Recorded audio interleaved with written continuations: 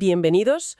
Hoy nos vamos a sumergir en un material que, la verdad, es fascinante. Mucho. Tenemos el guión de un podcast narrativo que recopila 4 historias documentadas y bastante perturbadoras sobre los secretos del Vaticano. Sí. Y a ver, nuestro objetivo aquí no es tanto dar por sentado que todo es 100% verdad. No, para nada. Es más bien usar estas historias como una especie de, de escáner, para entender un poco cómo funciona por dentro una de las instituciones más antiguas y, más opacas del mundo. Esa es la clave, exacto. Vamos a coger estas 4 narrativas que nos llevan de archivos prohibidos a posesiones demoníacas. De locos. De ahí a un juicio a un cadáver y a una conspiración financiera. Y vamos a buscar el patrón. O sea, ¿qué nos revela la forma en que se cuentan estas historias sobre la relación del Vaticano con el poder, con el secreto, con su propia verdad, a lo largo de los siglos? Pues vamos a ello.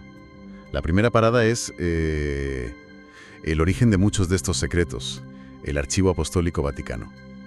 La escala que se describe es que es simplemente demencial.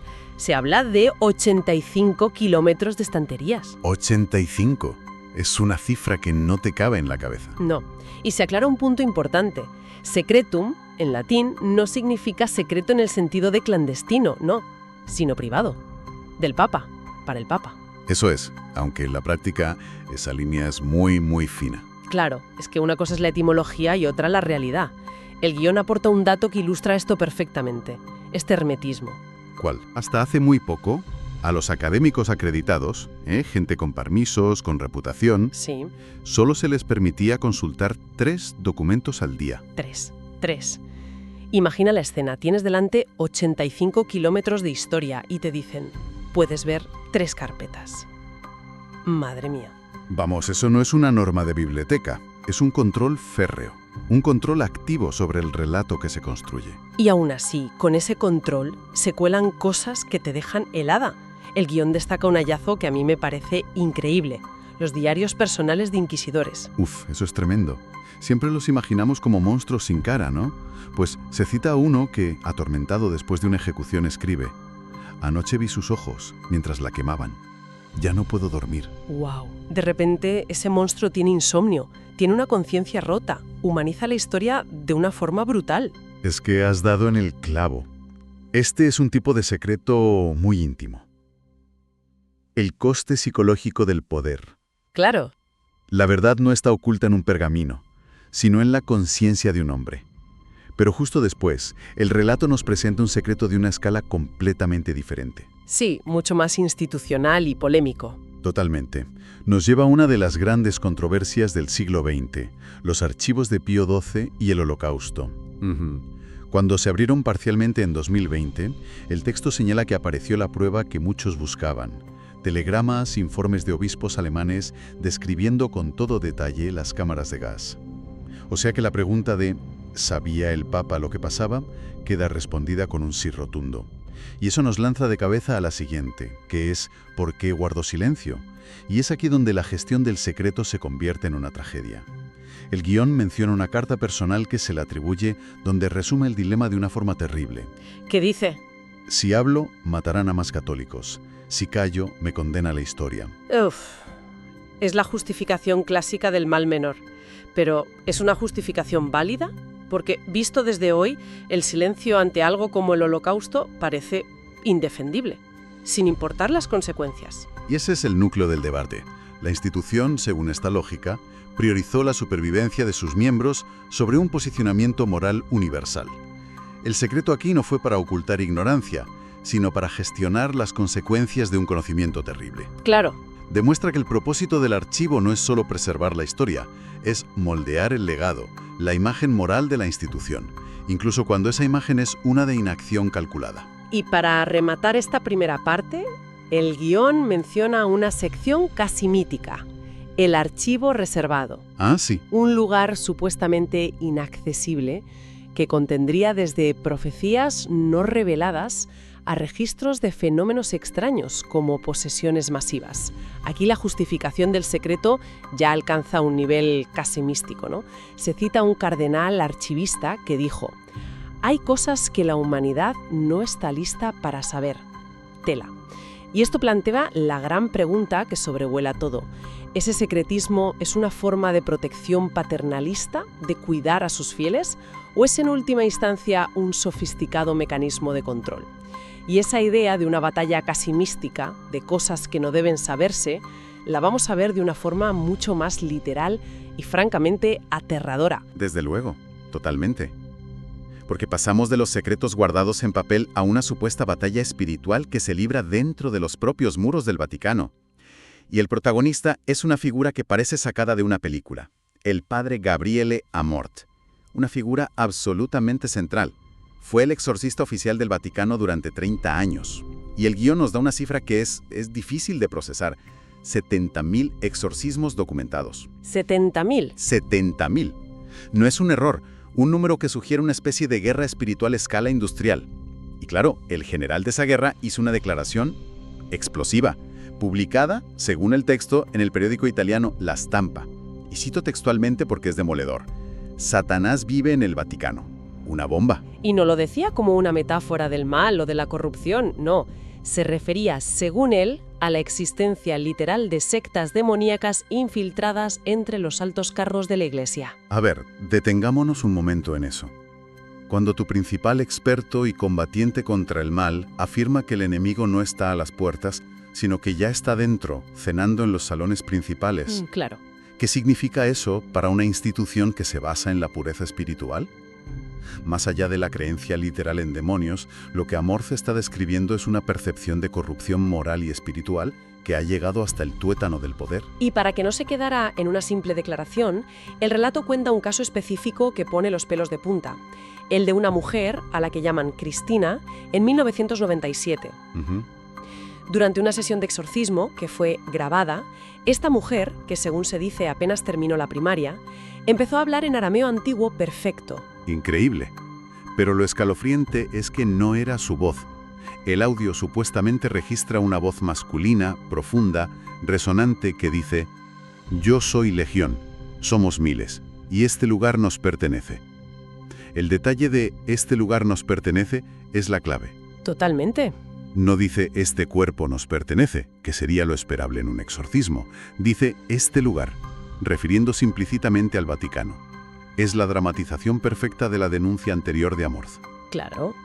Y el guión lo conecta con un dato muy concreto y revelador. A la muerte de Amorth, el Vaticano pasó de tener un exorcista oficial a tener 6. Lo que nos lleva a otra pregunta interesante. ¿Este aumento de personal es porque hay una mayor necesidad espiritual en el mundo, como diría la versión oficial? ¿O es la eterna dualidad de estas historias? Se pueden leer como la crónica de una realidad sobrenatural. O como el reflejo de ansiedades y luchas de poder muy terrenales. Exacto. Entonces, tenemos una institución que lucha contra una supuesta corrupción interna, casi espiritual. Pero esa lucha por el poder no siempre ha sido tan sutil. En absoluto. Si esto parece oscuro, la siguiente historia que nos trae el guión es, de verdad, una de las cosas más extrañas que he leído en mucho tiempo. Parece sacada de una película de terror gótico. Sí. Tenemos que hablar del Sínodo del Cadáver. Sin duda, el episodio más macabro y bizarro de la historia papal.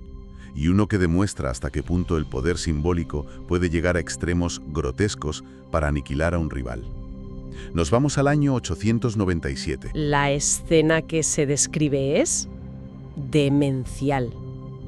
El Papa de entonces, Esteban VI, movido por un rencor político feroz, ordena exhumar el cuerpo de su predecesor, Formoso. Que llevaba 9 meses enterrado. 9 meses. Imagina el cuadro.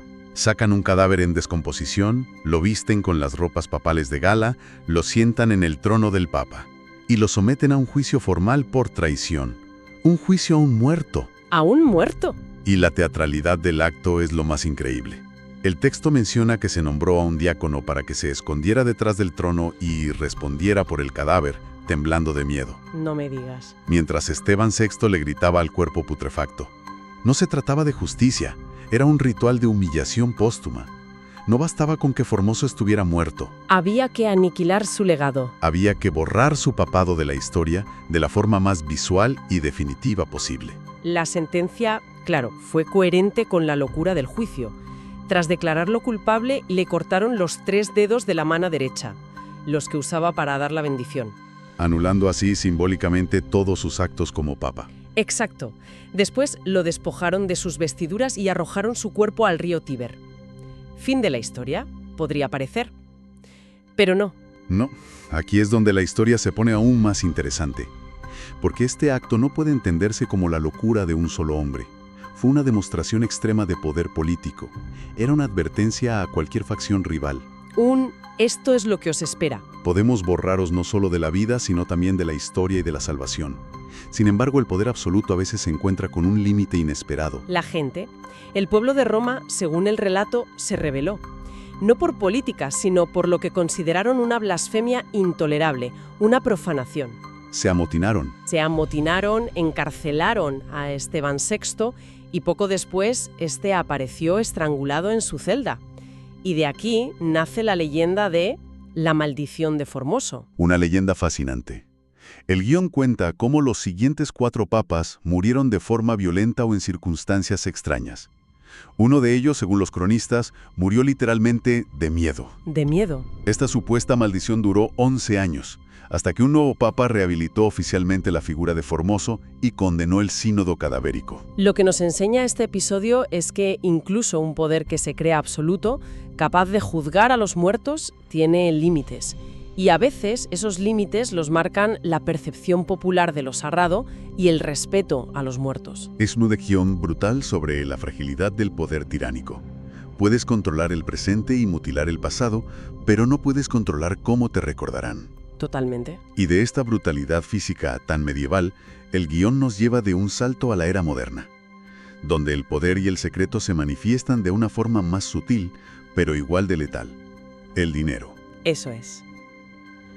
Nos vamos a junio de 1982, a la historia de Roberto Calvi, conocido como el banquero de Dios. Un caso que parece conectar todos los hilos que hemos ido viendo. Secreto, poder, corrupción y el silencio institucional como escudo protector. La historia empieza en Londres. Un cartero descubre el cuerpo de Roberto Calvi colgado bajo el puente de Blackfriars. La primera versión oficial de Scotland Yard fue suicidio. Y la razón por la que estaba en Londres, huyendo, era que acababan de desaparecer 1.400 millones de dólares de la época. Una cantidad de dinero inimaginable. Y Calvi era el único hombre que sabía dónde había ido a parar. Se dice que llevaba consigo un maletín lleno de documentos. El famoso maletín. Lleno de papeles que implicaban a cardenales, a la mafia, a políticos, en una red gigantesca de lavado de dinero. Ese maletín, por supuesto, nunca apareció. Es que el triángulo de poder que rodeaba a Calvi era de película. La mafia siciliana, la logia masónica, Propaganda Due, la P2, una especie de estado secreto dentro del Estado italiano. Exacto. Y el propio Vaticano. Y la historia da un giro definitivo 20 años después. Sí. Se exhuma el cuerpo de Calvi para una nueva autopsia, con tecnología moderna. Y la conclusión es inequívoca: homicidio. Había sido golpeado y drogado antes de ser colgado para simular un suicidio. Se detuvo a varios sospechosos, peces gordos de la mafia, pero fueron absueltos por falta de pruebas. Y aquí el guión destaca un detalle crucial. ¿Cuál? Los testigos clave de la Fiscalía murieron en circunstancias muy sospechosas justo antes del juicio. Y durante todo el proceso, el Vaticano se negó en redondo a cooperar. Y aquí el Vaticano saca su carta definitiva. Invoca el secreto pontificio, que, para que nos hagamos una idea, es una especie de inmunidad diplomática y espiritual llevada al extremo, un muro. Es un muro legal que les permite en la práctica no responder ante autoridades externas como la justicia italiana o la británica, en ciertos asuntos que consideran internos. Es su escudo definitivo. Claro, aquí el silencio ya no es para proteger un legado moral como en el caso de Pío XII. No. O para ocultar una lucha espiritual como con Amorth. Es un silencio mucho más crudo, que se percibe como un intento de encubrir posibles delitos financieros a gran escala. Totalmente. Y el relato termina con un detalle simbólico que es para no dormir. El nombre del puente, Blackfriars. Frailes negros. Que en español significa frailes negros. En la simbología de ciertas logias masónicas, como la P2, colgar a un traidor bajo un puente negro es un mensaje ritual, una firma. O sea, Calvi había traicionado a la P2, a la mafia, y posiblemente estaba a punto de traicionar al Vaticano. Era un hombre sentenciado a muerte por 3 organizaciones distintas a la vez. ¡Madre mía! Si echamos la vista atrás, hemos pasado por secretos guardados en papel, por la conciencia de un inquisidor, por una batalla con el diablo en los pasillos. Por la brutalidad de juzgar a un cadáver y por una red de corrupción financiera. A primera vista parecen historias inconexas, pero después de analizarlas se empieza a ver un hilo conductor muy claro, ¿verdad? Sin ninguna duda. El hilo conductor es la gestión del secreto como la principal herramienta de poder del Vaticano. Cada historia ilustra una faceta diferente de esa herramienta. A ver. En los archivos vemos el secreto usado para controlar el relato histórico. Con El Exorcista es el secreto para gestionar una crisis de fe interna. En el Sínodo del Cadáver es el poder de usar la humillación para reescribir la historia. Y con Roberto Calvi. Con Calvi es el secreto como escudo para encubrir un posible crimen. Exacto. Para proteger intereses financieros muy terrenales. El silencio, en todas sus formas, es la constante. Al final todo vuelve a esa frase del cardenal archivista que citaba el guión. Hay cosas que la humanidad no está lista para saber. Si estas 4 historias, con sus inquisidores con insomnio, sus exorcismos grabados, sus cadáveres juzgados y sus banqueros asesinados, son las que, de una forma u otra, han conseguido filtrarse, cabe preguntarse qué otras verdades o quizás qué otras ficciones construidas meticulosamente para mantener el poder permanecen selladas en esos 85 kilómetros de archivos, esperando un tiempo futuro en el que la humanidad por fin sea considerada digna de conocerlas. O quizás un tiempo en que ya no importe.